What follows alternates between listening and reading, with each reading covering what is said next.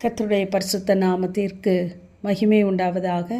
ஏசாயா 30:19. இனி நீ அழுது கொண்டிராய், உன் கூப்பிடுதலின் சத்தத்திற்கு அவர் உருக்கமாய் இறங்கி அதை கேட்டவுடனே உனக்கு மறு உத்தரவு அருளுவார் என்று நாம் வாசிக்கிறோம். நாம் எப்பொழுது கூப்பிடுவோம் என்று அவர் நமக்காய் காத்திருக்கிற தேவனாயிருக்கிறார். முந்தின வசனத்திலே நாம் பார்க்கும் பொழுது, உங்களுக்கு இறங்கும்படி கர்த்தர் காத்திருப்பார், உங்கள் மேல் மனதுருகும்படி எழுந்திருப்பார்.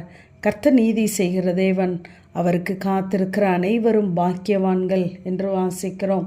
இது தேவன் நம்மிடத்திலே வைத்த மனதுருக்கத்தை, அன்பை வெளிப்படுத்துகிறதா இருக்கிறது.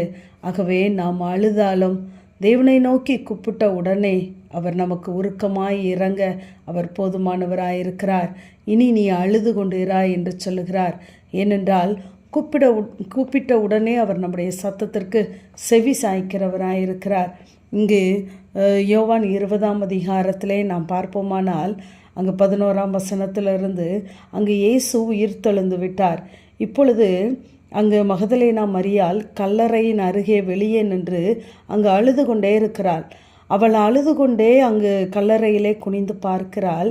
அங்கு இயேசுவின் சரீரம் வைக்கப்பட்ட இடத்திலே அவருடைய வெள்ளை உடை இருக்கிறது. 2 தூதர்கள் இருக்கிறார்கள். அதை பார்க்கிறாள். அதை பார்த்து அவர்களும் இந்த ஸ்திரீயை பார்க்கிறார்கள். பார்த்து, ஸ்திரீயே, ஏன் அழுகிறாய் என்று கேட்கிறார்கள். அதற்கு அவள், என் ஆண்டவரை எடுத்துக்கொண்டு போய்விட்டார்கள், அவரை வைத்த இடமும் எனக்கு தெரியவில்லை என்று சொல்லுகிறாள்.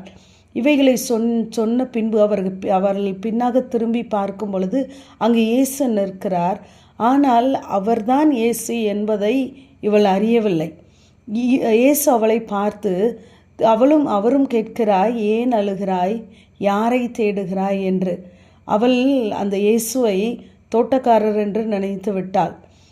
உடனே அவரிடத்திலும் கேட்கிறார், நீர் அவரை எடுத்துக்கொண்டு போனால் அவர் வைத்த இடத்தை எனக்கு சொல்லும் என்று சொன்ன உடனே இயேசு அவளை பார்த்து, இப்பொழுது ஸ்திரீயே என்று அழைக்கவில்லை, மரியாளே என்று சொன்ன உடனே அவள் திரும்பி பார்த்து, ஓ போதகரே என்று அங்கு கூப்பிடுகிறாள். அப்பொழுது நாம் இதிலிருந்து அறிந்து கொள்வது, கர்த்தர் நம்முடைய அழுகையை நிறுத்துவதற்காக எப்படியெல்லாம் வெளிப்படுகிறார் என்று பாருங்கள்.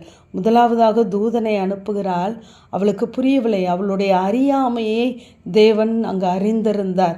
ஆகவே தான் 91 சங்கீதத்திலே நாம் பார்க்கும் பொழுது, ஆபத்தில் நானே அவனோடு இருந்து அவனை தப்புவிப்பேன் என்று சொல்கிறார். நமக்கு ஆபத்து என்று வரும்பொழுது அவர் தூதரை அல்ல, அவரே இறங்கி வருகிறவராக இருக்கிறார். இப்பொழுது இங்கு இவளுடைய அறியாமையை தேவன் அறிந்திருந்தார்.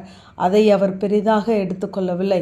இங்கு அவள் அழுகிறாள். அவளுடைய அழுகையை நிறுத்த வேண்டும்.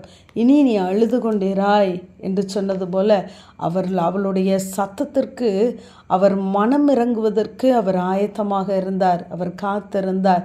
இங்கு அவளுடைய அழுகையை நிப்பாட்டுவதற்கு அவளுடைய பெயரை சொல்லி அழைத்தார்.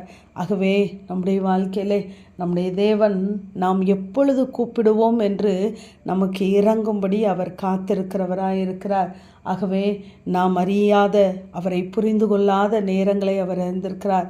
நம்முடைய பலன் எது, நம்முடைய பலவீனம் எது என்பது தேவனுக்கு தெரியும்.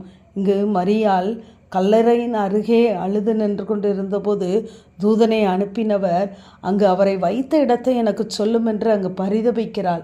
அப்பொழுது அவரே இறங்கி வந்து அவளை பெயர் சொல்லி அழைத்து அந்த அழுகையை நிறுத்துகிறார். நம்முடைய வாழ்க்கையிலும் நாம் எப்படியெல்லாம் தேவனை கூப்பிட வேண்டும் என்று நினைக்கிறோமோ அப்படியெல்லாம் நாம் தேவனை நோக்கி கூப்பிடுவோம். அவர் நமக்கு மறு உத்தரவு தர அவர் உண்மையுள்ளவராகவே இருக்கிறார்.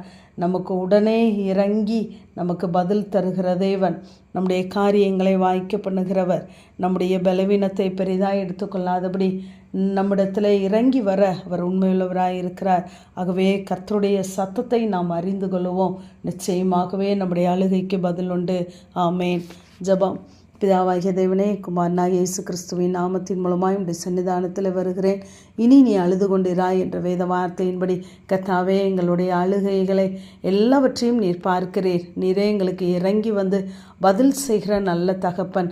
எங்களுக்கு ஆண்டவரே இறங்கும்படி காத்திருக்கிறவருடைய கரங்களிலே எங்களை தருகிறோம். இயேசுவின் மூலம் ஜெபம் கேளும் எங்கள் நல்ல பிதாவே, ஆமென்.